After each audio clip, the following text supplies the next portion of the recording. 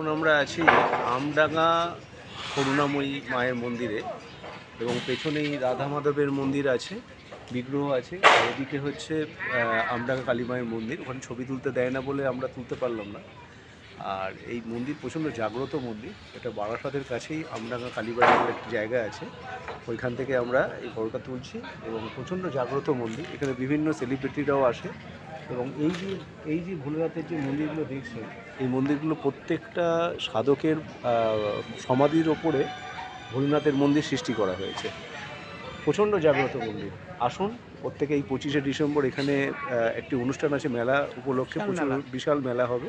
আপনারা সবাই মিলে আসুন, এসে দেখুন আমাদের প্রকৃতিতে কত রকম, আমাদের ওয়েস্ট বেঙ্গলে কত রকমের রুদ্রাক্ষের গাছ আছে, কত রকমের এখানে আমাদের সমস্ত মন্দির এখানে গজিয়ে উঠেছে। সেগুলো আপনি দেখুন, আসুন, উপলব্ধি করুন।